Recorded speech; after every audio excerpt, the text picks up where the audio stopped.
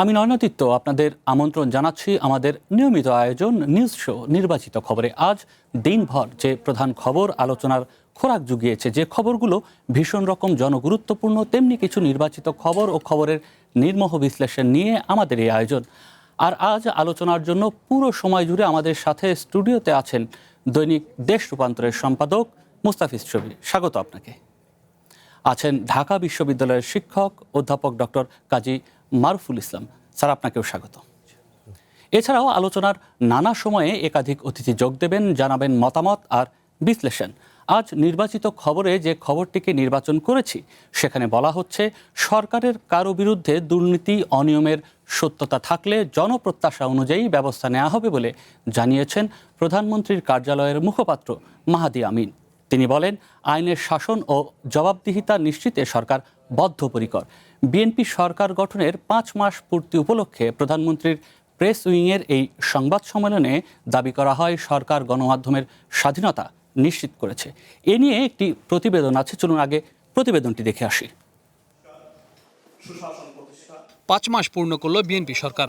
এই সময়ে family card, কৃষক কার্ড, খাল খনন সহ নানা কর্মসূচি বাস্তবায়ন করেছে সরকার প্রধান।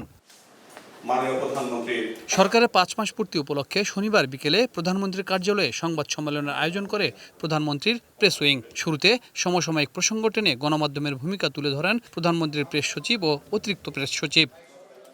কিছু সাংবাদিক কিছু নিউজ পরিবেশন করছে,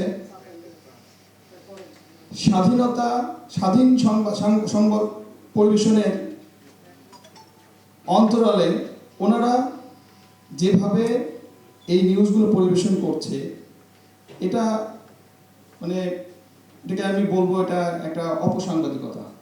বাংলাদেশের যে ধর্মীয়, সামাজিক, পারিবারিক মূল্যবোধ, এই জায়গাগুলোতে আমাদের মারাত্মক অবনতি ঘটেছে, অবক্ষয় ঘটেছে। মূল্যবোধের যে অবক্ষয়, এটা আমাদের অন্যান্য সকল অর্জনকে ম্লান করে দিচ্ছে।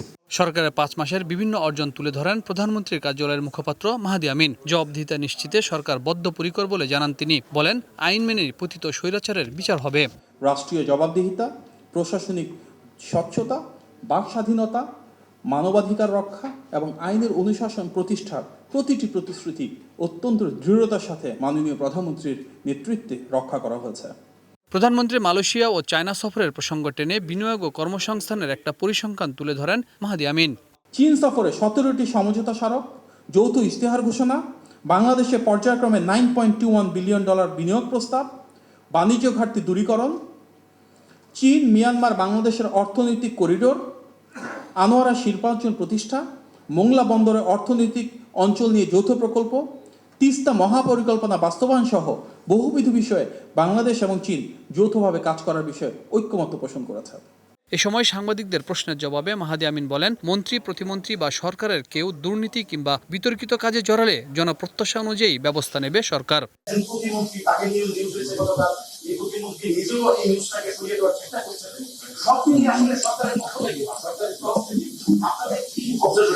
অনেক কিছু দাবি করা হচ্ছে যা সত্যতা নাই। যে ক্ষেত্রে সত্যতা আছে তাহলে অবশ্যই সরকার তার অবস্থান থেকে সিদ্ধান্ত গ্রহণ করবে যেটা জনবান্ধব এবং যেটা জনগণের প্রত্যাশার সাথে যায়। আমরা যৌক্তিক সমালোচনা প্রত্যাশা করি।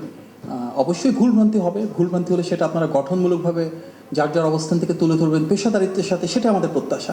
কথায় নয়, কাজের মাধ্যমে দেশের গুণগত পরিবর্তন আনতে সরকার কাজ করছে বলেও জানান প্রধানমন্ত্রীর প্রেস উইং। সম্পর্কে কোনো ক্ষেত্রে সাংঘর্ষিক না। Habib Rahman, one news, Dhaka. নিশ্চিতভাবেই এই ধরনের বক্তব্য আমাদের আশ্বস্ত করে, কিন্তু বাংলাদেশের রাজনীতির যে প্রেক্ষাপট, এই প্রেক্ষাপটে সরকারের মন্ত্রী কিংবা প্রতিমন্ত্রী যদি অনিয়ম কিংবা দুর্নীতির সঙ্গে জড়িত হয়ে যায়, সেই ক্ষেত্রে আসলে বিচারের আওতায় আনার সুযোগ আছে কিনা, কিংবা আপনার অভিজ্ঞতা থেকে মুস্তাফিজ শফি, আপনাকেই যদি জিজ্ঞেস করি, অভিজ্ঞতা কি বলে? না, থাকবে না কেন? সবাইকেই তো আইনের আওতায় আনতে হবে। বাস্তবতা সবসময় একরকম না, বাট বিভিন্ন সময় কিন্তু হয়েছেও। বিভিন্ন সময় হয়েছে, কোনো সময় হয়তো একেবারে চাপে পড়ে হয়েছে, কোনো সময় হয়তো স্বাভাবিক ধারায় হয়েছে। আমি যদি গত 5 মাসের, আজকে সরকারের 5 মাস পূর্ণ হলো, যদি 5 মাসের অ্যানালাইসিস ধরি, তাহলে একটা জিনিস বলবো যে আমাদের এই যে নতুন সরকার কিন্তু জনগণের ভাষা কিছুটা হলেও বুঝতে পারছে এবং সেখানে যে পাবলিক অপিনিয়নগুলো আসে সেটাকে গুরুত্ব দিচ্ছে। এবং গুরুত্ব দিয়ে আপনি দেখেন যে এই যে সাম্প্রতিক সময়ে শিক্ষামন্ত্রী সহ কয়েকজনকে নিয়ে যে কথাগুলো হলো, এর আগে আপনি বগুড়ার একটা আসন নিয়ে যে হলো আমাদের আরেকজন প্রতিমন্ত্রী, সবগুলো বিষয়ে কিন্তু পাবলিক অপিনিয়ন যা এসেছে তার মধ্য দিয়ে কিন্তু আমাদের মাননীয় প্রধানমন্ত্রী কিছুটা ডিসিশন নিয়েছেন। এবং তার ফলে যেটা হয়েছে, তার ফলে ওই মন্ত্রীরাও যারা একটু বেশি কথা বলছিলেন, অতি উদ্যোগ নিচ্ছিলেন, তারাও কিন্তু একটু মানে তাদের কার্যক্রমগুলোতে একটু পিছিয়ে এসেছেন। এইটা আমি বলবো যে এটা ভালো লক্ষণ। এবং এটা যদি চলমান থাকে, আমাদের প্রবলেম হচ্ছে কি, আমাদের ধরেন এখন আমরা যখন এই আলোচনাটি করছি, একই সঙ্গে আমাদের কিন্তু জুলাই আন্দোলনের 2 বছর পূর্ণ হচ্ছে, একই সঙ্গে সরকারের 6 মাস হয়ে যাবে আগামী মানে মাসে। এই সময়টাতে আমাদের দুটো অ্যানালাইসিসই কিন্তু করতে হবে। একটা হলো যে জুলাই আন্দোলনের মধ্য দিয়ে যে পরিবর্তনটি আসলো এবং প্রত্যাশিত পরিবর্তন, সেই পরিবর্তনটা আমরা আসলে কতটুকু কাজে লাগালাম, দেশ জাতির স্বার্থে কতটুকু কাজে লাগলো।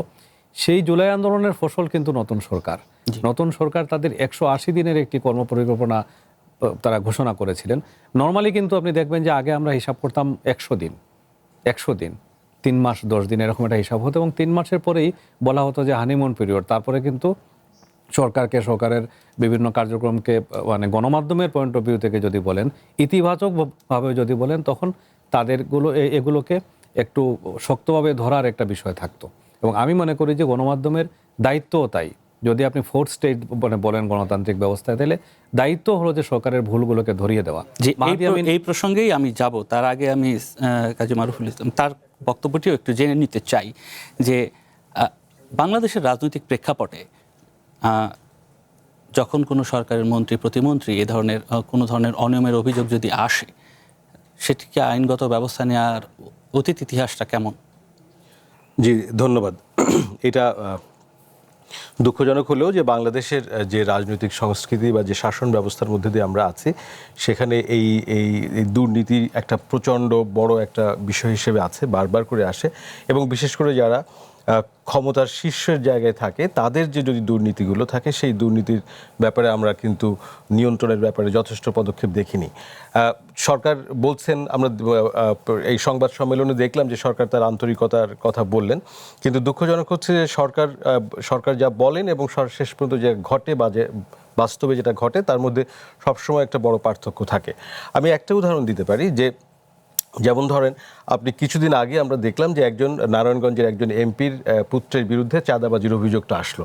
মন্ত্রী, উপমন্ত্রী, প্রতিমন্ত্রী বাদ দিলাম, একজন সংসদ সদস্যের পুত্র, তার বিরুদ্ধে চাঁদাবাজির অভিযোগ আসলো, একাধিক উৎস থেকে আসলো এবং পুলিশ তাকে নিয়ে আসলো, এবং শেষ পর্যন্ত কিন্তু তাকে গ্রেফতারও করা হলো না, এবং তার বিরুদ্ধে কিন্তু যে অভিযোগগুলো সেগুলো তদন্ত করা হলো না, এবং একটা অস্বচ্ছ প্রক্রিয়ায় শেষ পর্যন্ত কিন্তু তিনি ছাড়া পেয়ে গেলেন। তাহলে এই যে যা বক্তৃতাটা দিচ্ছেন, যা কথা তারা বলছেন, সেই কথার বাস্তব ভিত্তিটা কোথায়, সেটার প্রমাণটা কি?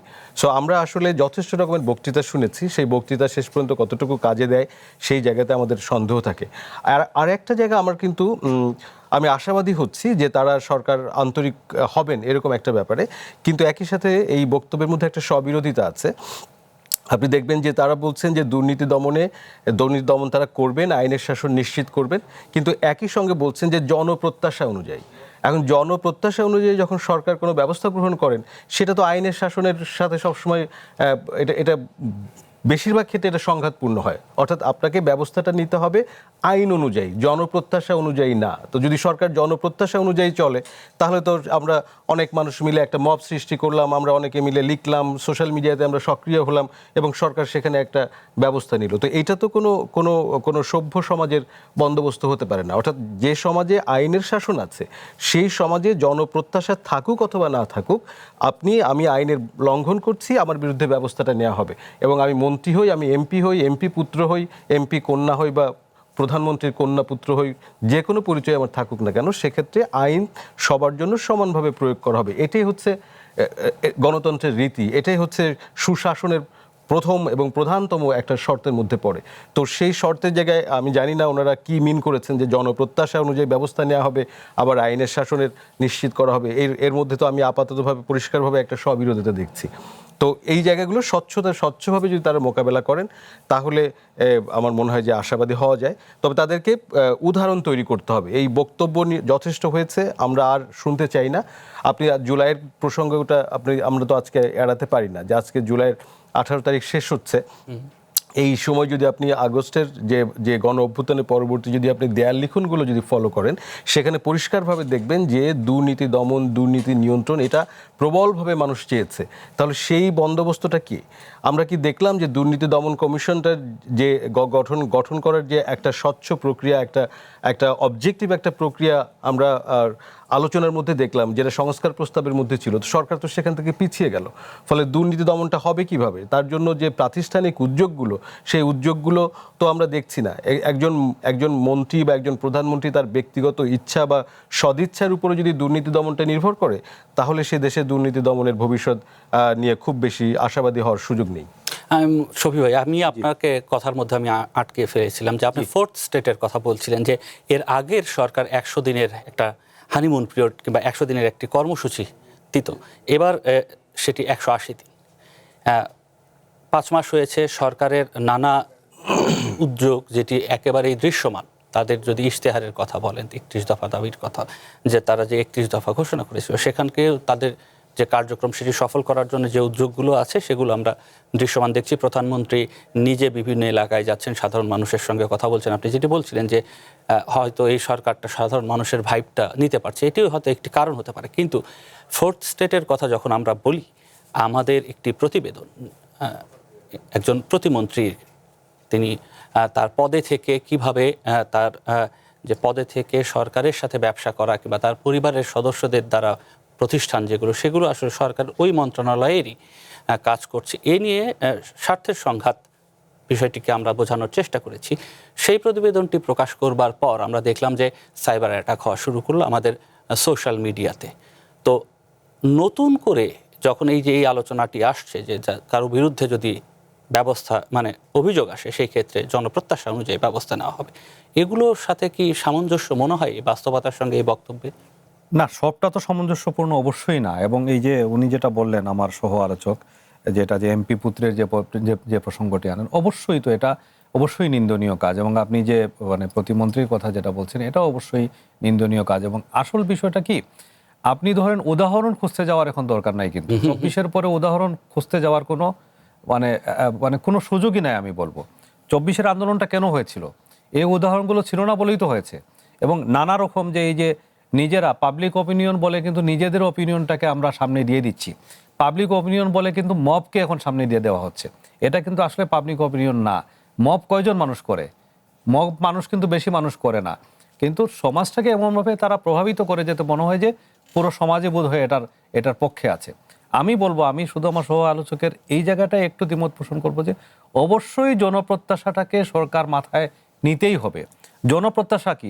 কর্মপরিকল্পনার মধ্যে রাখতে হবে। জি, কর্মপরিকল্পনার মধ্যে রাখতে হবে। এবং আপনি যেটা বলছেন যে সরকার কাজ করছে, আমিও বলছি কাজ করছে, কিন্তু আপনি যদি আমাকে প্রশ্ন করেন যে গত 5 মাসে কি হয়েছে, আমার মধ্যেও কিন্তু, আমি গণমাধ্যম কর্মী হিসেবে আমার মধ্যেও কিন্তু অনেক সমালোচনাপূর্ণ কথা আছে এবং যেগুলো বলতে চাই, যেগুলো মানুষ চায়। আপনি যদি বলেন যে প্রথম কম্পোনেন্ট, এই সরকারের নির্বাচনী ইশতেহারের প্রথম কম্পোনেন্ট তো 2টা, একটা হলো এক নাম্বার হলো আইন শৃঙ্খলা পরিস্থিতির উন্নয়ন।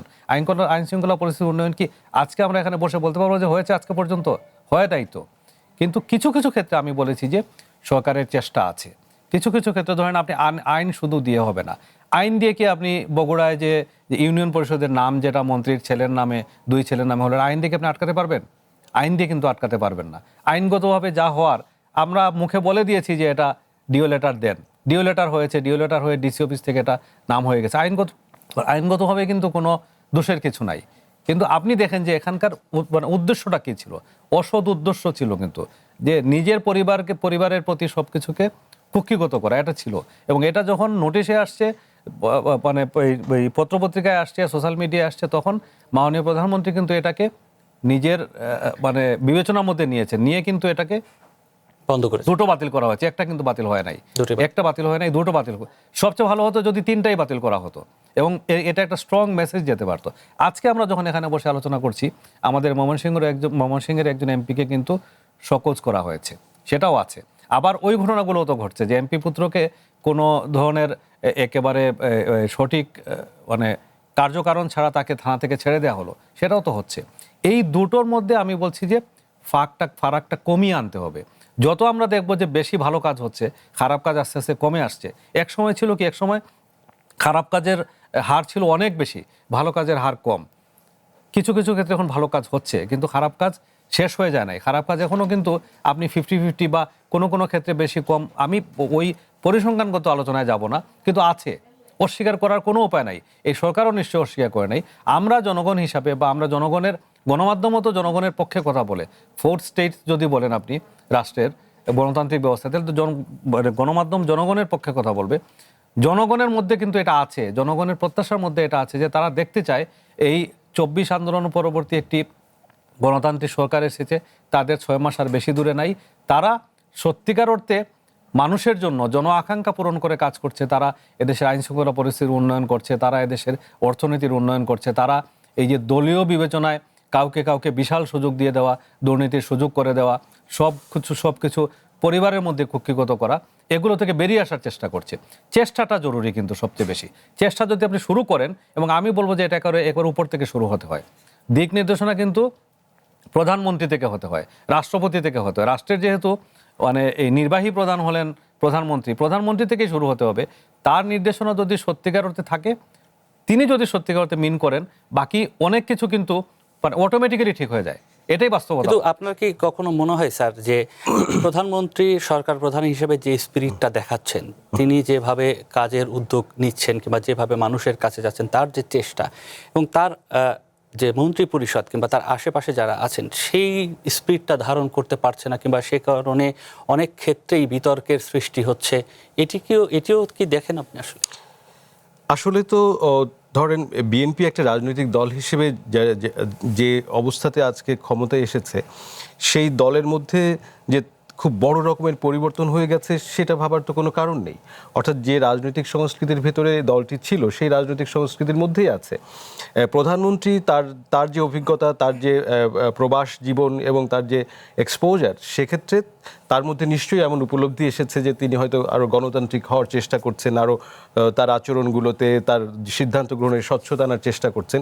কিন্তু এইটা বাস্তবায়ন করার তার যে দুটো ভেহিকেল, অর্থাৎ দুটো ইনস্ট্রুমেন্ট, একটা হচ্ছে আমলাতন্ত্র আর একটা হচ্ছে তার দল, এই দলের মধ্যে তো কোনো বড় রকমের পরিবর্তন হয়নি। এবং এমনকি আপনি এই জায়গাটাও যদি আমরা খেয়াল করি যে জুলাইয়ের যে আকাঙ্ক্ষা, সেই আকাঙ্ক্ষাটাও কিন্তু ধারণ করার ব্যাপারে দলের মধ্যে দ্বিধা আছে। অর্থাৎ এই বিএনপি যে একটা দল হিসেবে কিন্তু এই আন্দোলনটার মধ্যে কতটুকু ছিল দলটার, সেটা নিয়েও কিন্তু প্রশ্ন আছে। আমরা একদম শেষ দিন পর্যন্ত কিন্তু দলের মধ্যে প্রচুর দ্বিধা দেখেছি যে তারা এই আন্দোলনটাকে কিভাবে ওন করবে। তার মানে এই আন্দোলনের যে স্পিরিট, সেটা তো ওই সময়ের একটা রাজনৈতিক কৌশলও হতে পারে, কিন্তু মাঠে আমরা দেখেছি সবাই, আমরা মানুষ দেখেছি, আমরা দল দেখিনি। কিন্তু অর্থাৎ দল হিসেবে যদি থাকতো, তাহলে দলের যে সাংগঠনিক যে একটা সুসংঘবদ্ধতা এবং তার যে এক ধরনের পলিটিক্যাল সোশ্যালাইজেশন হয় একটা আন্দোলনের মধ্যে দিয়ে, সেইটা তো দলের মধ্যে রিফ্লেক্টেড হওয়ার আমি কোনো সুযোগ দেখিনি। মানে অ্যাটলিস্ট প্রকাশ্য না, অপ্রকাশ্য থাকতে পারে। ফলে এই দলের মধ্যে আপনি দলের যে কর্মীরা আছে তাদের মধ্যে এখনো পর্যন্ত আপনি দেখবেন যে ওই প্রবণতাটা আছে যে আমাদের সব কিছু দখল করতে হবে, আমরা বহুদিন ধরে বঞ্চিত আছি, আমাদের টাকা লাগবে, আমাদের ব্যবসা লাগবে।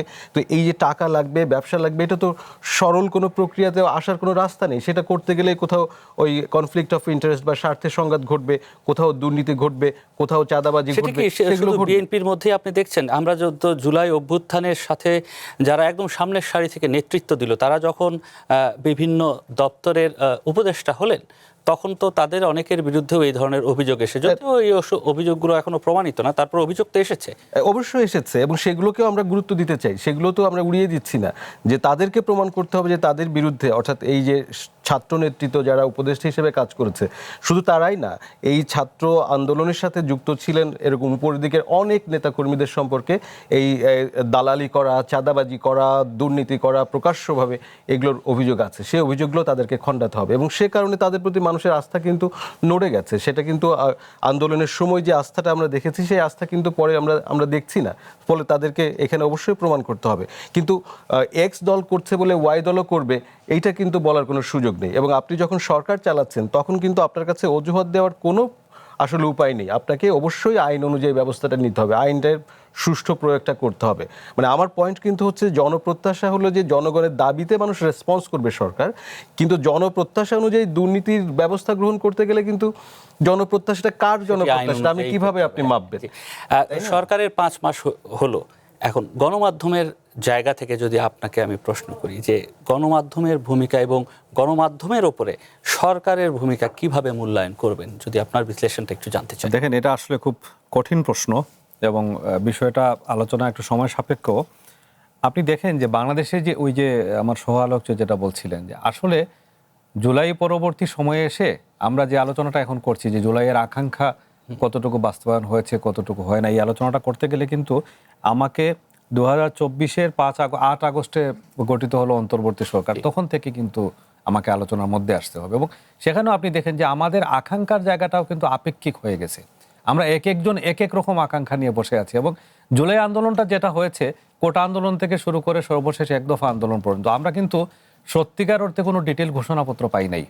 আপনি যদি গণমাধ্যম কর্মী হিসেবে আমাকে বলেন, আমরা কিন্তু এই আন্দোলনের কোনো ঘোষণাপত্র পাই নাই। এই আন্দোলনটা কি হচ্ছে এবং সর্বশেষ গোলটা কি, আর যেটা হয়েছে সেটা কিন্তু অন্তর্বর্তী সরকার গঠিত হওয়ার পরে হয়েছে। নানা রকম সংস্কার কমিটি হয়েছে, সেখান থেকে আসছে এবং সেখানেও কিন্তু নানা রকম মতদ্বৈততা অন্তর্বর্তী সরকার থাকা অবস্থায় হয়েছে। এবং যারা স্টেক হোল্ডার এই জুলাই আন্দোলনের, তারাই কিন্তু এগুলো করেছেন এবং তারা এক একজন এক এক দিকে গিয়েছেন। আপনি যদি এখন সরকারে আছে বিএনপির পয়েন্ট অফ ভিউ থেকে যদি দেখেন তাহলে একরকম আপনি পাবেন, আপনি যদি জামাতে ইসলামের পয়েন্ট অফ ভিউ থেকে যদি দেখেন তাহলে আপনি আরেক রকম পাবেন। এই আন্দোলনের সবচেয়ে বড় স্টেক হোল্ডার যদি আপনি ছাত্র সমাজ বলেন, তাদের যে সংগঠন এনসিপি, তাদের পয়েন্ট অফ ভিউ থেকে যদি দেখেন তাইলে আরেক রকমভাবে যাবে। আমি মিডিয়ার প্রসঙ্গে আসি। এই যে এতগুলো কনফ্লিক্টের মধ্যে কিন্তু মিডিয়াও, আমি দায়িত্ব নিয়ে বলছি, মিডিয়াও অনেক সময় বিভ্রান্তির মধ্যে থাকে। এবং বাংলাদেশে দীর্ঘ সময় আমি তো 90 পরবর্তী মিডিয়ায় আমার কাজ শুরু, কিন্তু আমরা বাংলাদেশের স্বাধীনতা পরবর্তী মিডিয়ার সম্পর্কে খুব ভালোভাবে কিন্তু আমাদের জানাশোনা বা আমাদের পড়াশোনা আছে। সেখান থেকে যদি দেখি যে কোনো সরকার কখনো মিডিয়াকে ফোর্থ স্টেজ হিসেবে তাকে তার কথাগুলো বলার সুযোগ দেয় নাই এবং এই যে সুযোগ দেয় নাই 50 বছর 55 বছরে যেটা হয়েছে, মিডিয়ার মধ্যে কিন্তু একটা সেলফ সেন্সরশিপ তৈরি হয়েছে। মিডিয়া যখন যে সরকার আসে, সেটা অন্তর্বর্তী সরকার হোক, অনির্বাচিত সরকার হোক বা নির্বাচিত সরকার হোক, তাদের সুরে কথা বলতে চায়, তাদের সুরে কথা বলতে চায় এবং কিছু কিছু সময় সেলফ সেন্সরশিপের মধ্যে থাকে। আমি বলবো যে মিডিয়া এখন সেলফ সেন্সরশিপের মধ্যে আছে। আমি জেনারেলি বলছি, এটা কোনো একটা পত্রিকার কথা বলছি না। এবং এইটা আরো হয়তো অনেক দিন থাকবে। এই পরিবেশটা নিশ্চিত করতে হবে সরকারকে যে বাংলাদেশে সত্যিকার অর্থে মিডিয়া ফ্রেন্ডলি একটি সরকার আছে ও মিডিয়া ফ্রেন্ডলি সমাজ আছে। এটা না হলে তার আগে আমরা আলোচনা চালিয়ে যাব, তবে তার আগে একটু ছোট্ট বিরতি দিতে যেতে হচ্ছে। ফিরছি ছোট্ট একটি বিরতির পর। স্বাগত নির্বাচিত খবরে। আরেকবার একটু আলোচনা যেতে চাই, তবে তার আগে আলোচনার বিষয়টিও একটু পরিবর্তন করে দিয়েছে। ক্ষমতায় যেতে জুলাইকে ব্যবহার করছে বিরোধী দল, এমন মন্তব্য করে স্থানীয় সরকার মন্ত্রী মির্জা ফখরুল ইসলাম আলমগীর বলেছেন, উদারপন্থী গণতন্ত্রের দিকে যাওয়ার চেষ্টা করছে বর্তমান সরকার। অন্যদিকে জামায়াতের আমির ও বিরোধী দলীয় নেতা ডক্টর শফিকুর রহমান বলেছেন, গণভোট ব্যর্থ হলে এই সরকারকেও ব্যর্থ করে দেয়া হবে। চলুন মির্জা ফখরুল ইসলাম আলমগীর এবং জামায়াতের আমিরের বক্তব্যটি শুনে আসি। দল শুধুমাত্র তাদের ক্ষমতায় যাওয়ার জন্য এই জুলাইকে তারা ব্যবহার করতে চায়। জুলাই সনদ তো আমরা স্বাক্ষর করেছি একসাথে, যে সমস্ত দলগুলো আমরা আন্দোলন করেছি একসাথেই স্বাক্ষর করেছি, এবং জুলাই সনদে প্রতিটি অক্ষর আমরা বারবার করে বলছি যে আমরাই বাস্তবায়িত করব। আমরা 31 দফাতে যেমন কমিটেড, ঠিক তেমনিভাবে আমরা কমিটেড হচ্ছি জুলাই সনদে, কিন্তু সেটা আমরা যেভাবে চেয়েছি সেভাবে আমরা বলছি। আমাদের সাফ কথা, যে গণভোটে জনগণ 70 ভাগ রায় দিয়েছে, সেই একই দিনের ভোটে আপনারা সরকার বলে এখন দাবি করছেন। ওই গণভোট না থাকলে এই সরকারও মানা হবে না। ওই গণভোট যদি ব্যর্থ হয়, সরকারকেও ব্যর্থ করে দেওয়া হবে। ওই গণভোট মানতে আপনাদেরকে জনগণ বাধ্য করবে ইনশাআল্লাহ। এর বাইরে আমাদের সঙ্গে জুমে আমাদের সঙ্গে দুজন অতিথি যুক্ত হয়েছেন। রাশেদ খান, বিএনপি নেতা। এর বাইরে আছেন জয়নাল আবদিন শিশির, যুগ্ম সদস্য সচিব, এনসিপি। আপনাদেরকে স্বাগত জানাচ্ছি নির্বাচিত খবরে। আপনারা থাকবেন, আপনাদেরকে যুক্ত করে নেওয়ার কারণটিও একটু বলে রাখতে চাই যে সম্প্রতি প্রবাস কল্যাণ ও বৈদেশিক কর্মসংস্থান মন্ত্রণালয়ের প্রতিমন্ত্রী নুরুল হক নূর বলেছেন, এনসিপি রাজনীতি বোঝার আগেই জামায়াতের পকেটে ঢুকে গেছে। এখন জোটের রাজনীতি করা আর পকেটে ঢুকে যাওয়া কি এক বিষয় কিনা? শিশির, আপনাকেই জিজ্ঞেস করতে চাই। ধন্যবাদ আপনাকে এবং আমার সহ আলোচককে এবং চ্যানেল ওয়ান সকলের দর্শক শ্রোতাকে। দেখেন, যার কথা বলেছেন তিনি আমাদের দীর্ঘদিনের রাজপথের সহযোদ্ধা। তার সম্বন্ধে আমরা অনেক সময় একটু ছাড় দিয়ে কথা বলি, একটু দয়া করি বা আমরা মনে করি তাকে আরো সময় দেওয়া উচিত।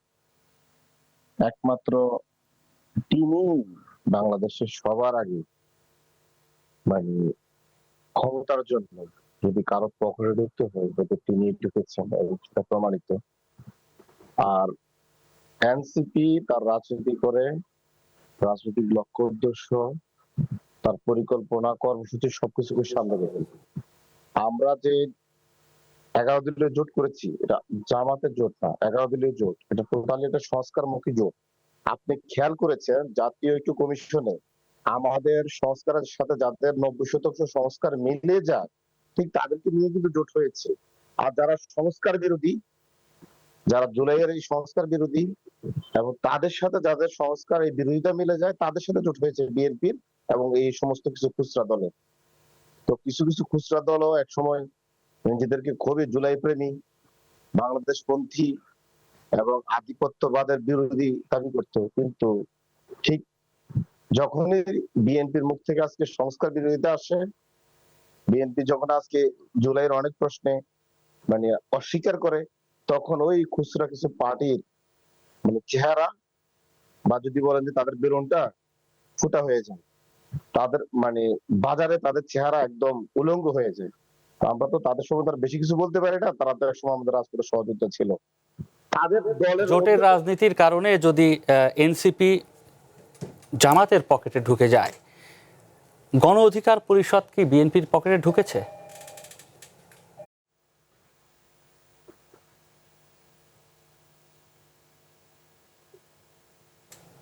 রাশেদ খান, শুনতে পাচ্ছেন আপনি?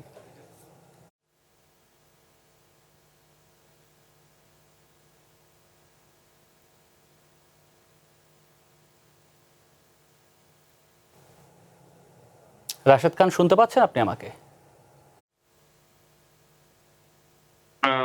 উনি মনে হয় শুনতে পারছেন না, আমাকে দিতে পারেন। আমি আপনাকে প্রশ্নটি করেছিলাম যে আপনার যেটি বলা হচ্ছে যে জোটের রাজনীতি করলে যদি জামাতের পকেটে এনসিপি ঢুকে যায়, গণ অধিকার পরিষদ কি তাহলে বিএনপির পকেটে ঢুকে গেল? ও আচ্ছা, আমি ভাবছি যে প্রশ্ন হয়তো শিশিরকে করেছেন। আচ্ছা, আজকের এই আলোচনায় যারা আছেন সম্মানিত গেস্ট এবং দর্শকবৃন্দ, আপনাদের সবাইকে শুভেচ্ছা। দেখেন, জনাব শিশির তিনি যে কথা বললেন নুরুল হক নূর সম্পর্কে, দেখেন নুরুল হক নূর তার নেতা ছিলেন এবং নুরুল হক নূর জুলাই গণ অভ্যুত্থানে একমাত্র ব্যক্তি হিসেবে তিনি ঘোষণা দিয়েছিলেন যে শেখ হাসিনার 90% পতন হয়ে গেছে, 10% ধাক্কা দাও। নুরুল হক নূর বাংলাদেশের কোনো খুচরা নেতা নন, তিনি ডাকসুর ভিপি ছিলেন। যে সময় আসলে শেখ হাসিনার বিরুদ্ধে কথা বলার কোন ব্যক্তি ওইরকম আসলে সামনে থেকে নেতৃত্ব দেওয়ার মতন কেউ ছিলেন না, সেই সময় নুরুল হক নূর ছিলেন এবং সেই সময় শিশিররা কিন্তু নুরুল হক নূরের সাথে রাজনীতি করেছেন। আজকে তিনি এনসিপিতে যুক্ত হয়েছেন, যে কারণে আজকে তিনি জামাতের সুরেই কথা বলছেন। দেখেন, ক্ষমতার জন্য বিএনপির পকেটে নুরুল হক নূর ঢোকেনি, বরং নুরুল হক নূর তিনি বিএনপির সাথে জোট করেছেন। গণ অধিকার পরিষদ একটি স্বতন্ত্র রাজনৈতিক দল। এখন যদি এনসিপি নিজেদেরকে স্বতন্ত্র দাবি করে, আমার প্রশ্ন হলো যে এই এনসিপি তো বলেছিল যে জামাত ইসলাম বাংলাদেশে কোনো সংস্কার চায় না, তারা পিআর এর নামে প্রতারণা করছে। এমনকি এনসিপির শীর্ষ নেতা আহ্বায়ক নাহিদ ইসলাম নিজেই বলেছিল। তাহলে আমার প্রশ্ন হলো যে এখন যে শিশির সাহেব বললেন যে আমরা মূলত সংস্কারের জন্যই জামাতের সাথে গিয়েছি, আপনারাই তো বলেছেন এদেশের মানুষ জামাতের নেতৃত্বকে গ্রহণ করবে না, তাহলে আপনারা কিভাবে জামাতের নেতৃত্বকে গ্রহণ করে আপনারা সংস্কারের জন্য গেলেন? এই দুইটা কথাই কিন্তু আপনাদের। আপনাদের নাহিদ ইসলাম বলেছিল যে জামাত ইসলাম সংস্কার চায় না এবং জামাতের নেতৃত্বকে দেশের মানুষ গ্রহণ করবে না। তার মানে কি এই যে 11 দলীয় জোট, এই জোট হলো ভাওতাবাজির জোট, ক্ষমতা ভাগাভাগির জোট। দেখেন এনসিপি একসময় কিন্তু বিএনপির সাথে সুর মিলিয়ে অনেক বিষয়ে বক্তব্য দিয়েছে। এমনকি আমি দেখেছি যে তারা আসলে জামাতের বিষয়ে এমন এমন সমালোচনা করেছে যেটি আসলে বাংলাদেশের ইতিহাসে কখনো কোনো ব্যক্তি দল করে নাই। জামাত ইসলামকে এনসিপির পক্ষ থেকে বলা হয়েছিল জামাত ইসলাম স্বাধীনতা বিরোধী, সার্বভৌমত্ব বিরোধী, মানচিত্র বিরোধী একটি রাজনৈতিক দল। নাসিরউদ্দিন পাটোয়ারি বলেছিল এমনকি জামাত ইসলাম ইসলামিক দল নাকি অন্য কোনো দল, সেটি নিয়েও কিন্তু হাসনাত আব্দুল্লাহ প্রশ্ন তুলেছিল। তাহলে আজকে জামাত ইসলামের সাথে আসলে আপনারা কেন গিয়েছেন? যে জামাত ইসলামকে আপনারা মনে করেন যে দেশের সার্বভৌমত্ব যাদের হাতে নিরাপদ নয়, যাদের হাতে দেশের পতাকা মানচিত্র নিরাপদ নয়, তাদের সাথে আপনারা কি উদ্দেশ্যে গিয়েছেন? মূলত যেটি হয়েছিল যে বিএনপির সাথে তারা শুরুতে আসলে আসন নেগোসিয়েশন নিয়ে আলোচনা করছিল, তবে পরবর্তীতে বিএনপি বলে যে আমরা আসলে 4টি আসনের বেশি আমরা দিতে পারবো না, যে কারণে তারা আসলে জামাত ইসলামের সাথে তারা জোট করে এখন বিএনপি বেশিং এর রাজনীতি করছে। তো এনসিপি একটি নতুন রাজনৈতিক দল, তাদের শিশিরকে করতে চাই, আসলে কি এই ধরনের ঘটনা ঘটেছিল যে 4টি আসনের না পাওয়ার কিংবা 4টি আসন কম হওয়ার কারণে জামাতের সাথে জোট করেছে এনসিপি? জি, এটি সত্য এবং এটি আমি নিজে করেছি। রাশেদ ভাই আপনি থাকবেন, আমি শিশিরকে প্রশ্নটি করেছি। দেখেন উনি তো অনেক কিছুই বলেন, জানার কথা নয়, কারণ তাদের শীর্ষ নেতৃবৃন্দ এই বিষয়ে আলোচনায় ছিল। এমনকি আসিফ এবং মাহফুজ আলম পদত্যাগ করার ঠিক আগের দিন বর্তমান স্বরাষ্ট্রমন্ত্রী এবং বিএনপির সংগ্রামী মহাসচিব তার বাসায় কিন্তু তারা রাতে ছিল, জাস্ট যেদিন সকালে পদত্যাগ করবে তার আগের দিন রাতে। এই ধরনের ঘটনা যে আমি যদি শিশিরের কাছ থেকে বক্তব্যটি নেই রাশেদ। আমি কথা বলতে চাচ্ছিলাম যেটা হচ্ছে দেখেন উনি যেটা বললেন আমরা কেন জামাতের সাথে, জামাত কেন আমাদের সাথে জোট করেছে বা 11 দলের জোট কেন হয়েছে, আমরা আসলে বিএনপির এই চাঁদাবাজি দ্বারা অতিষ্ঠ হয়ে এবং বিএনপির এই ভারত প্রীতি দ্বারা অতিষ্ঠ হয়ে এবং বিএনপির জুলাই বিরোধী কর্মকাণ্ড দ্বারা অতিষ্ঠ হয়ে এবং তার যে মানে নির্বাচনের আগে যে প্রতিশ্রুতি ছিল সে সংবিধান সংস্কার করবে, স্বাধীন বিচার বিভাগ মানবে, স্বাধীন সে মানবাধিকার মানে কমিশন করবে, স্বাধীন সে গণমাধ্যম দিবে, স্বাধীন সে গুম কমিশন করবে, এই যে সমস্ত জিনিস সে অস্বীকার করলো এবং ইন্টারিম সরকারকে 18 মাস একটা দিনও ঠিক মতো কাজ করতে দেয় নাই। ইন্টারিম সরকারের বিরুদ্ধে প্রকাশ্যে গোপনে বিভিন্নভাবে নিজেরা করে উস্কানি দিয়ে 2,500 মতন কর্মসূচি করিয়েছে, রাস্তায় বিক্ষোভ করিয়েছে। এই বিএনপির প্রতি অতিষ্ঠ হয়ে কিন্তু জনগণ সহ আমরা কিন্তু এই 11 দলীয় জোট করেছি সংস্কারের পক্ষে। এই জোটের উদ্দেশ্য, লক্ষ্য এবং বাস্তবতা এখন স্পষ্ট হয়েছে। বিএনপির মহাসচিব মির্জা ফখরুল ইসলাম আলমগীর অসংখ্য জায়গায় বলেছে আমরা সংবিধান সংস্কার চাই। আজকে বিএনপি মহাসচিব মির্জা ফখরুল ইসলাম আলমগীর একদম নির্লজ্জ ভাবে বলেছে আমরা কখনো সংবিধান সংস্কারের পক্ষে কথা বলি নাই, সংসদের পক্ষে কথা বলেছি। আপনি চিন্তা করতে পারছেন একটা বয়োবৃদ্ধ লোক এভাবে অন ক্যামেরায় কিভাবে মিথ্যা বলে? এটা কি কোনো রাজনীতি হতে পারে? বিএনপি হচ্ছে বাংলাদেশের জন্য হচ্ছে একটা অপদার্থ দল, একটা মুনাফিক দল, একটা গাদ্দার দল। যে দল জুলাইয়ের রক্তের মধ্য দিয়ে ক্ষমতায় আসছে সে জুলাইকে এখন বলে যে আমি অক্ষরে অক্ষরে জুলাই সনদ বাস্তবায়ন করব, কিন্তু সে দেখেন আপনার জুলাই সে তার 31 দফার প্রথম দফারে বাস্তবায়ন করছে না, যে সংবিধান সংস্কার কমিশন, সে তার 31 দফা রাষ্ট্র মেরামতের 31 দফার 9 নং দফা যে স্বাধীন বিচার বিভাগ সে সেটা বাস্তবায়ন করছে না। সে তার আপনার যে স্থানীয় সরকারের যে সে বলেছে কখনোই সে অনির্বাচিত কাউকে দিবে না এবং আমলাদেরকে সহ্য করবে না, তার এই ধারাটা ছিল তো 20 নম্বর ধারা, রাষ্ট্র মেরামতের 31 দফার 20 নম্বর ধারা, সেটাকে সে লঙ্ঘন করছে। এছাড়াও আপনি যদি দেখেন আজকে বাংলাদেশে সারা দেশে সে কিভাবে চাঁদাবাজি করছে। একটু আগে আমি গণভোট প্রসঙ্গটিও আমি একটু আনতে চাই, যেটি বিরোধী দলীয় নেতা এবং জামাতের আমির যিনি বলেছেন যে গণভোট যদি বাস্তবায়ন না হয় সেই ক্ষেত্রে বাস্তবায়ন বাধ্য করবে, এক ধরনের হুঁশিয়ারি। কিন্তু আসলে গণভোটের ভেতরের যে ধারাগুলো রয়েছে সেগুলোর সঙ্গে সেগুলো যদি সবগুলোই নিতে হয় তার ক্ষেত্রে নোট অফ ডিসেন্টের বিষয়গুলোও ছিল কিন্তু সেই সময় যখন আমরা সংস্কার কমিশনের যে আলোচনাগুলো দেখেছি, এবং এখানে অনেক বিষয়ই আছে যেগুলো আসলে অমীমাংসিত রেখেই পরবর্তীতে সেই জুলাইয়ের সনদ কিংবা যে সংস্কার কমিশনের যে প্রস্তাবনা সেগুলো যেগুলো আসলো, এখন কি সেই বিতর্কগুলো আরও একবার সামনে আসছে না? একটু ভবিষ্যৎ কি দেখছেন স্যার, আপনি যদি একটু। জি, অনেক ধন্যবাদ। আবারও যে দেখেন গণভোট এটা একটা বাস্তবতা, এবং গণভোটে এদেশের একটা বিপুল সংখ্যক মানুষ রায় দিয়েছে। সেই রায়গুলোর যে প্রধান অংশটা সেটার মধ্যে কিন্তু জুলাই সনদের যে আকাঙ্ক্ষা তার একটা বড় অংশ কিন্তু এটার মধ্যে আছে। এবং সেই আকাঙ্ক্ষাটাকে আপনি তার ফ্রেমিংটা কিভাবে করবেন, সেটা কোন ভাষায় লেখা আছে, সেখানে কতটুকু আপনি সম্মত হয়েছিলেন কি হননি, এই ছোট রাজনৈতিক বিতর্কটুকু যদি আপনি পাশে রাখেন, তাহলে এটা অবশ্যই মানতে হবে যে আমাদের পুরনো শাসন ব্যবস্থা কাজ করছিল না। তাহলে পুরনো শাসন ব্যবস্থা যদি কাজ না করে, যার একটা ফলাফল আমরা দেখলাম একটা স্বৈরতান্ত্রিক শাসন ব্যবস্থার জন্ম হওয়া, তাহলে সেখানে তো আমাকে সংশোধন করতে হবে। এটা তো এই আন্দোলনের আকাঙ্ক্ষার একেবারে সারবস্তু। তাহলে আপনি এটাকে রাজনৈতিক বিতর্ক দিয়ে, এই ভাষা দিয়ে, সেই ভাষা দিয়ে আপনি এড়িয়ে যাওয়ার চেষ্টা করলে এটা তো একটা আত্মঘাতী প্রচেষ্টা। তো সেই আকাঙ্ক্ষার মূলে কি ছিল? মূলে অবশ্যই ছিল আমার নির্বাহী বিভাগকে অবশ্যই সংকুচিত করতে হবে, অর্থাৎ নির্বাহী বিভাগ এবং আমাদের আইন বিভাগ এবং বিচার বিভাগের মধ্যে আমাকে ভারসাম্য আনতে হবে।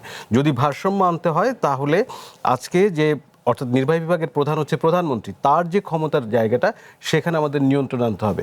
আমাদের পার্লামেন্টে দেখেছি সরকারি দল উইনার্স টেক অল, অর্থাৎ তারাই সব কিছু করে। তাহলে সেখানে আমি যদি ব্যালেন্স আনতে চাই, তাহলে আমার সংসদের যে প্রচলিত কাঠামো আছে সেখানে পরিবর্তন আনতে হবে।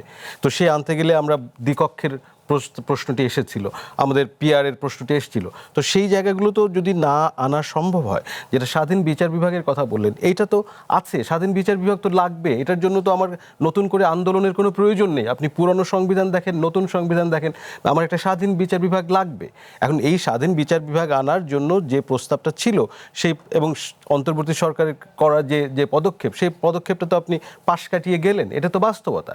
এখন এই জুলাইকে কে ব্যবহার করবে কি ব্যবহার করবে না, এই সুযোগটা আপনি দিয়ে দিচ্ছেন। তো অর্থাৎ যারা ক্ষমতাসীন আছে তারা অন্যদেরকে দিয়ে দিচ্ছে যে আসলে তারা জুলাইটাকে ওন করতে পারছেন না। পারছেন কি পারছেন না সেটা আমরা যেটা দৃশ্যমানভাবে দেখছি, সেখানে তাদের যথেষ্ট রকমভাবে পারছেন না। মির্জা ফখরুল ইসলাম আলমগীর সহ বিএনপির শীর্ষ নেতা তারা সবাই বলছেন যে জুলাইয়ের যে স্পিরিট তারা সেটি ধারণ করেন।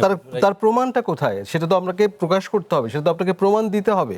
জুলাইয়ের আকাঙ্ক্ষার একটা ক্রিস্টালাইজড একটা ভার্সন হচ্ছে আমার জুলাই সনদ এবং তার ফলশ্রুতিতে যে গণভোটের যে প্রসঙ্গগুলো এসছে, সেখানে উনি বলছেন যে আমরা যেভাবে চেয়েছি সেভাবে বাস্তবায়ন করব।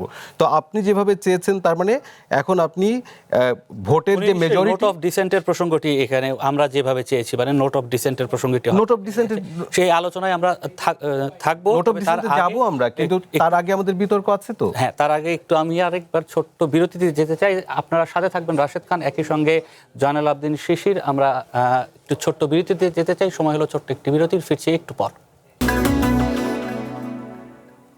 দর্শক, আবারও স্বাগত নির্বাচিত খবরে। স্যার, যেমনটি আপনি বলছিলেন যে আমরা আলোচনার মধ্যে শুনছিলাম যে বিএনপির সময়ের নানা অনিয়ম কিংবা অন্তর্বর্তীকালীন সময়ে বিএনপির বিরুদ্ধে নানা অভিযোগ আমাদের জয়নাল আবদিন শিশির বলছিলেন। এনসিপি সাধারণ ছাত্রদের মধ্যে দিয়ে উঠে আসা একটি রাজনৈতিক দল, তাদের প্রতিও তো অনেক প্রত্যাশা ছিল। সেই প্রত্যাশার জায়গায় কি কোনো ঘাটতি দেখেন আপনি? একদম। আমার প্রসঙ্গটা খুব জরুরি এই কারণেই যে আমরা যদি জুলাইয়ের প্রসঙ্গটা যেহেতু আমাদের সাথে যুক্ত আছে, আপনি জুলাই থেকে উঠে আসা যে এক নেতৃত্বের একটা অংশ, কিন্তু জুলাই কেবলমাত্র শিক্ষার্থীরা অংশগ্রহণ করেনি, জুলাই কিন্তু কেবলমাত্র ঢাকা বিশ্ববিদ্যালয়ের শিক্ষার্থীরা অংশগ্রহণ করেননি কিংবা সরকারি বিশ্ববিদ্যালয়ের শিক্ষার্থীরা অংশগ্রহণ করেননি। এটাতে আমাদের বেসরকারি বিশ্ববিদ্যালয়ে সারা দেশের অসংখ্য সাধারণ মানুষ, অভিভাবক, শ্রমিক জনতা, নারী, আদিবাসী, সব রকমের মানুষ কিন্তু অংশ নিয়েছিল। এনসিপি কিন্তু এই যে বিপুল জনগোষ্ঠী, তাদের সবাইকে প্রতিনিধিত্ব করছে না, একটা অংশকে প্রতিনিধিত্ব করছে। আমরা যে আলোচনাটা ছিলাম যে সংস্কার করা বা দেশে একটা সুষ্ঠু ন্যায্য গণতান্ত্রিক ব্যবস্থা প্রবর্তনের যে প্রচেষ্টা, সেই প্রচেষ্টার মূল শক্তিটা কারা? মূল শক্তি এখনো পর্যন্ত আমরা যেটা আলোচনা করছি সেটা আমরা বলছি বিএনপি, জামাত ইসলামী কিংবা এনসিপি, অর্থাৎ রাজনৈতিক দলগুলোর মধ্যে থাকছে। কিন্তু এই রাজনৈতিক দলগুলোর বাইরে একটা বিপুল জনগোষ্ঠী আছে। সেই জনগোষ্ঠীগুলোর আকাঙ্ক্ষাকে যদি আমরা সম্মিলন করতে না পারি, তাহলে কিন্তু সংস্কারের প্রচেষ্টাটা হয় না। রাজনৈতিক দল সেখানেই এই এনসিপি যারা আমাদের ওই আন্দোলনের নেতৃত্বের একটা অংশ যারা এসছে, তারা কিন্তু ওই জনগণের আকাঙ্ক্ষা অনুযায়ী একটা শক্তি হিসেবে কিন্তু তাদেরকে প্রতিষ্ঠিত করতে পারেনি। এটা সত্যি যে জামাত ইসলামীর মতন একটা যুদ্ধ অপরাধীদের দল যারা বাংলাদেশের জন্মটাকে অস্বীকার করেছে এবং সেই সময় গণহত্যার সঙ্গে যুক্ত ছিল এবং এখনো পর্যন্ত তাদের যে এজেন্ডা আমরা দেখি সেই এজেন্ডার মধ্যে পিছিয়ে নেওয়া এজেন্ডা। আপনি যদি নারী এজেন্ডাটা দেখেন দেখবেন যে জামাত ইসলামী কেমন একটা অন্ধকারের দিকে যাওয়া দল, সেই রকম একটা দলের সঙ্গে যখন জোট বাঁধে, সেই জোট বাঁধাটাকে আপনি যেরকম কৌশলের কথাই বলেন না কেন, আপনার পরিচয়টাকে কিন্তু ওই জোটের মধ্যেই নিয়ে যায়, জামাত ইসলামের ওই মূল্যবোধের মধ্যে নিয়ে যায়। এবং তার ফলে যেটা হয়, এই যে বিপুল জনগোষ্ঠীর যে আশা, যেটার ভিত্তিতে আপনি সংস্কারটাকে প্রমোট করবেন, এগিয়ে নিয়ে যাবেন, সেই জায়গায় কিন্তু ঘাটতিটা পড়ে। ফলে এখানে এনসিপিরও কিন্তু আসলে এই সংস্কারী এজেন্ডাটাকে সে কতটুকু নিতে চায় সেই ব্যাপার নিয়ে প্রশ্ন আছে। অর্থাৎ কতটুকু সে রাজনৈতিক রেটরিক হিসেবে ব্যবহার করতে চায় আর কতটুকু আসলে আন্তরিক। যদি আন্তরিক হতো তাহলে এই বাকি যে বিপুল জনগোষ্ঠীটা আছে তার আকাঙ্ক্ষা অনুযায়ী একটা স্বতন্ত্র রাজনৈতিক শক্তি হিসেবে তার যে প্রকাশ, তার যে সংগঠন, সেটা আমরা দেখতে পারতাম। দুঃখজনকভাবে আমরা সেটা দেখছি না। আসবো, তার আগে আমি একটু রাশেদ খানকে একটি প্রশ্ন করতে চাই। সম্প্রতি আপনি আপনার সামাজিক মাধ্যমে একটি স্ট্যাটাস দিয়েছেন যেখানে বলেছেন ক্যান্টনমেন্টের স্পষ্ট ক্লিয়ারেন্স পেয়ে নাহিদ এক দফার ঘোষণা করেছিল, মানে কি বোঝাতে চেয়েছেন? আচ্ছা, আমি উত্তর দিব তার আগে আমাদের শিশির যে কথা বললেন যে বিএনপি একটি চাপাবাজদের দল, বিএনপি ভারত প্রীতি দেখাচ্ছে। দেখেন, আপনার যদি খেয়াল থাকে যে আমাদের মাননীয় প্রধানমন্ত্রী তিনি নির্বাচনের আগেই তিনি কিন্তু আগ্রাসন আধিপত্যবাদের বিরুদ্ধে তিনি কথা বলেছেন এবং তিনি যে সময় লন্ডনে নির্বাসিত জীবনে ছিলেন তিনি বলেছেন যে দিল্লি নয়, পিন্ডি নয়, সবার আগে বাংলাদেশ। এখনো পর্যন্ত জামাত ইসলাম তো এই স্লোগান দিতে পারে নাই।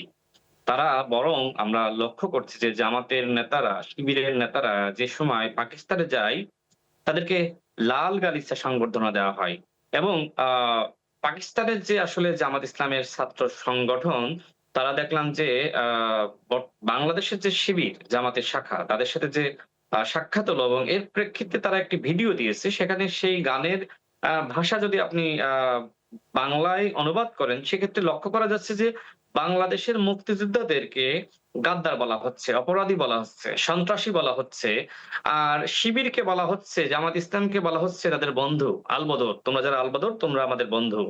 তো দেখেন, এরপরেও কিন্তু এনসিপির পক্ষ থেকে কোনো প্রতিবাদ করা হয়নি। তাহলে চাপাবাজি আসলে কারা করলো? আপনি শুধুমাত্র আসন কম পাচ্ছেন এই জন্য আপনি বিএনপির বিরুদ্ধে গালিগালাজ করবেন, এইটা কি চাপাবাজি নয়? আজকে যে বিএনপি সম্পর্কে আমাদের শিশির বললেন যে বিএনপি মুনাফিক, অপদার্থ এবং গাদ্দারদের দল, ঠিক এই শব্দগুলো জামাতের বিরুদ্ধে এনসিপির পক্ষ থেকে উচ্চারণ করা হয়েছিল। নাসিরউদ্দিন পাটোয়ারি, নাহিদ ইসলাম, তাদের শীর্ষ নেতৃবৃন্দ এই শব্দগুলো জামাত সম্পর্কে উচ্চারণ করেছিল। আর এর আগে ওই বিষয়টি ক্লিয়ার করেছেন। আমি আপনার সামাজিক মাধ্যমে যে আপনি স্ট্যাটাসটি দিয়েছেন সেটি সম্পর্কে যদি একটু বলেন। আপনার প্রশ্নের উত্তর দিই। দেখেন, নিশ্চয়ই জানেন যে আব্দুল কাদের তিনি ৯ দফার ঘোষক ছিলেন। প্রথম আলো পত্রিকায় তার একটি সাক্ষাৎকার প্রকাশ করা হয়েছে। সেখানে আব্দুল কাদের মাহফুজ আলম সম্পর্কে একটি বক্তব্য দিয়েছেন যে মাহফুজ আলম ওই সময় ৯ দফাকে ৪ দফায় নিয়ে যাওয়ার জন্য বলেছিলেন। এরপরে মাহফুজ আলম তিনি বলছিলেন মূলত ২ আগস্ট রাতে ক্যান্টনমেন্ট থেকে চাপ দেওয়া হচ্ছিল ১ দফার ঘোষণা অনলাইনে দেওয়ার জন্য। তো এর আগে কিন্তু একই ধরনের কথা কিন্তু নাহিদ ইসলাম বলেছিল। দেখেন, আমি গণঅভ্যুত্থান সম্পর্কে ইতিহাস লিপিবদ্ধ করতে গিয়ে আমি আসলে অনেকের সাথে কথা বলেছি, যারা আত্মগোপনে ছিল, যারা ডিবি হেফাজতে ছিল, তাদের অধিকাংশ নেতৃবৃন্দের সাথে আমার কথা হয়েছে।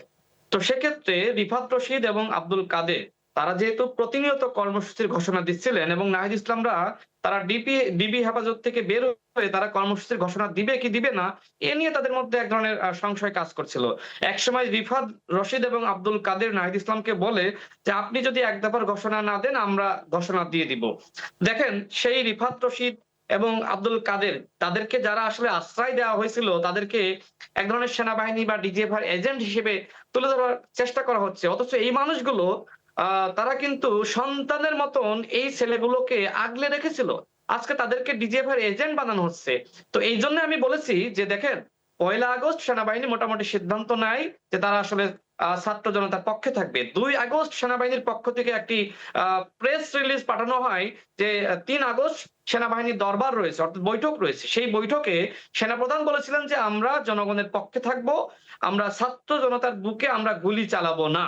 যে কারণে আমি বলেছি যে গণ অভ্যুত্থানে যদি আমি ধরেই নিই নাহিদ ইসলাম যদি মানে তিনি মনে করেন যে ক্যান্টনমেন্টের চাপ ছিল, তাহলে আমি বলবো যে এক ধরনের ক্যান্টনমেন্টের ক্লিয়ার স্টেটমেন্ট পেয়েই মূলত তিনি আসলে এক দফার ঘোষণা করেছেন। কারণ ওই যে আব্দুল কাদের এবং রিফাত রশিদ তারা নাকি ক্যান্টনমেন্ট থেকে তাদেরকে কনফার্ম করা হয়েছে এক দফার ঘোষণা করার জন্য। এটা আমি রূপক অর্থে ব্যবহার করেছি। আমি সর্বশেষ লাইনে আমি লিখেছি যে গণ অভ্যুত্থানে সেনাবাহিনীর ভূমিকা। জি, শিশির, জনাল আবদিন শিশির, রাশেদ খানের এই বক্তব্যটিকে আপনি কিভাবে দেখেন আসলে? কারণ মিডিয়ার হেডলাইন তো আসলে ওইটাকে যদি আপনি লাইন হিসেবে ধরেন তাহলে তো হবে।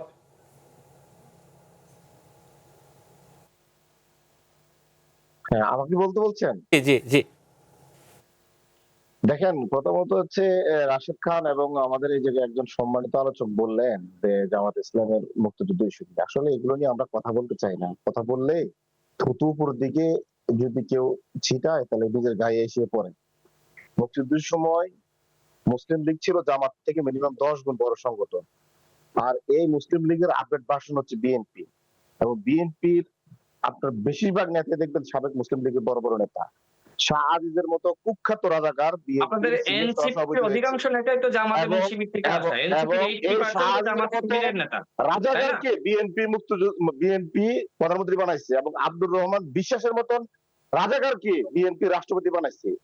ওই যদি হিসাব করেন জামাতের শক্তি হয়ে জোট করলে বর্তমান বিএনপি যেটা সাবেক মুসলিম লীগ এবং মুসলিম লীগে এবং বাকশালীদের আশ্রয় কেন্দ্র, এবং বিএনপি তো অনেক বাকশালীও ঢুকেছে যারা বাংলাদেশের মানে গণতন্ত্র বিশ্বাস করে না।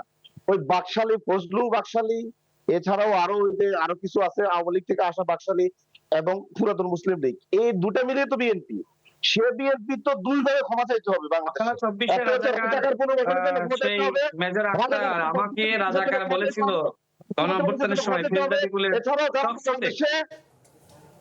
জি, ধন্যবাদ আপনাদের দুজনকে আমাদের সঙ্গে এত রাতে যুক্ত হওয়ার জন্য। সময় স্বল্পতার কারণে হয়তো আলোচনা আরো চালিয়ে যেতে পারতাম।